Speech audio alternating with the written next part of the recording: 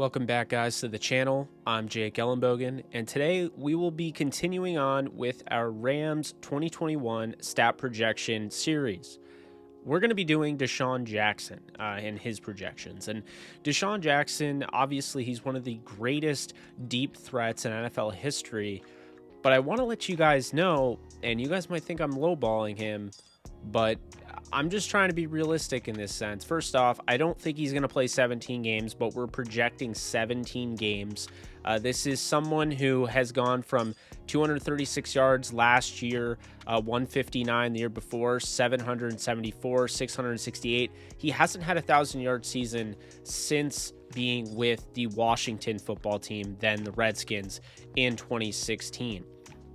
Now, I understand what you guys are thinking with Sean McVay. Things should be different, and he's a dynamic playmaker, and everything I've heard from Reggie Scott keeping him healthy to, again, he's with Sean McVay. But temper your expectations, because this is a loaded roster. This is a loaded receiver room, and I don't think DeSean Jackson, despite the fact that Mike Clay of ESPN believes that he is going to have more yards than Van Jefferson. You guys already know I projected Van Jefferson to have 611 and 10 touchdowns.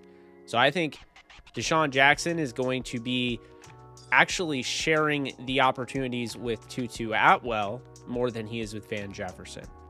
So let's get right into it. 17 games. I have 22 receptions. Look, DeSean Jackson, if you're expecting him to go out there and do what he did, you know, having 22.5 yards per catch in the 2010 season or the 2014 season even, he's not that guy anymore. You know, he's now 35 years old. I know he's in California. I know he's back.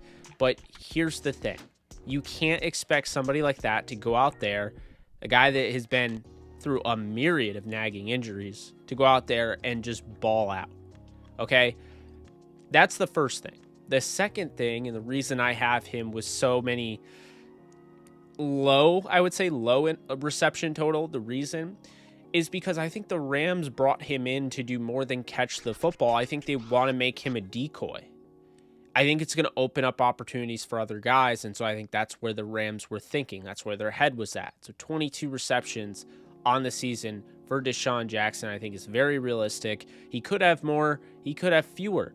But if we're talking, 17 games, perfect world, everything goes the way that I believe it's going to, I don't see DeSean Jackson having a huge role in this offense on the stat sheet, but I think it'll be very important in stretching the field and allowing guys over the middle, Cooper Kupp and Robert Woods and Tyler Higbee and guys like that underneath to reap the rewards of having a DeSean Jackson that absolutely stretches the field, and defenses are going to be kept honest.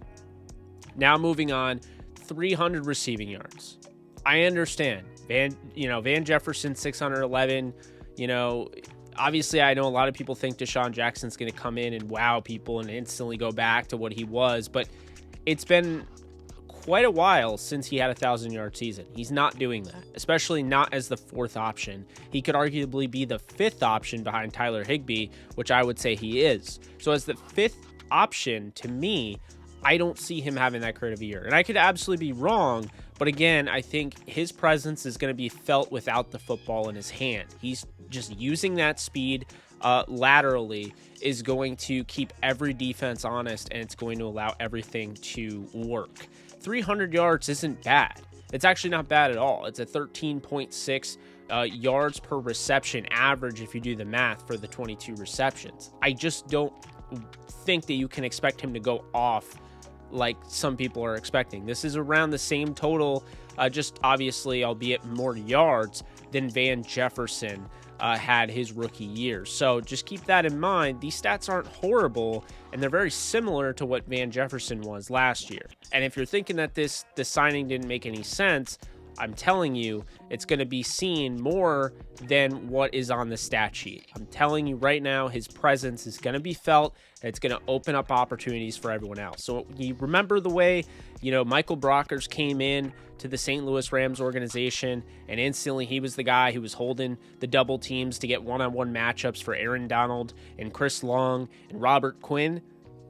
think about that when you watch DeSean Jackson. He's trying to get guys open and you know, command double teams, if possible, over the top to create things underneath. Two, maybe even 3. We don't know how great Van Jefferson will be, you know, as far as statistical output in his yards after the catch. But we already know 2 proven yards after the catch guys in Robert Woods and Cooper Kupp, the best in the league over the last 2 years.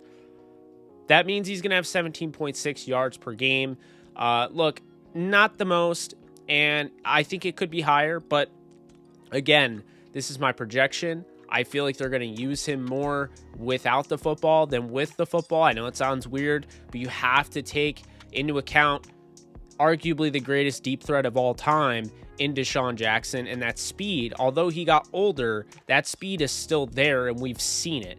So I think he'll have his moments where he, you know, breaks through and, you know, gets past the secondary and is gone. And I think you'll have 2 of those in the form of 2 deep touchdowns. I think that's what we're looking at with DeSean Jackson.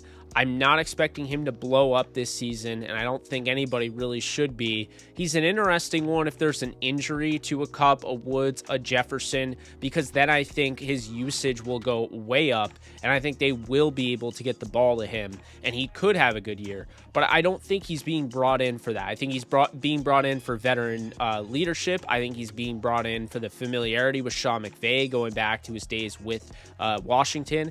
I also feel like he's being brought in not only because of his speed with the ball in his hand, but his speed without the ball in his hand. So again, this signing is more than meets the eye. That's my biggest thing here with DeSean Jackson. It doesn't make it a bad signing. I wasn't a huge fan of the deal, but obviously they didn't pay him a ton.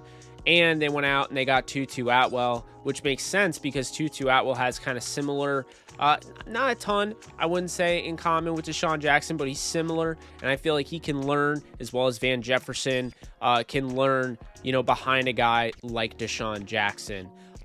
But that's going to do it for me and for this video. Next, we will actually do a Tutu Atwell video.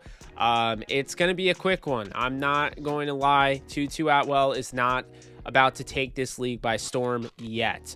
When Tutu Atwell starts to explode, you want to look at year 2, year 3, and when the Rams start thinking about maybe moving on from a Robert Woods or a Cooper Kupp. But right now, they're not doing that. And so because of that, Tutu Atwell is going to be used situationally in a way to win games, not necessarily win seasons, not necessarily, you know, be a Pro Bowler, but what he can do in that moment when called upon. So keep that in mind. We'll have the Tutu Atwell video likely out tomorrow. But until then, you guys take care. If you like what you hear, you like what you see, be sure to subscribe, leave a comment, and a like, of course, for the algorithm. And on top of that, if you want to support the channel even further, you can go over to my Patreon, hit up Patreon, become a patron today, or become a member for the channel today. That's going to do it for me. You guys take care, and I'll see you guys tomorrow. And be sure to tune in the AJ Show starting at 12:30 Eastern Time, 9:30 Pacific, over on the AJ Show channel on YouTube with my co-host Adam Grego. All right, guys. You guys take care.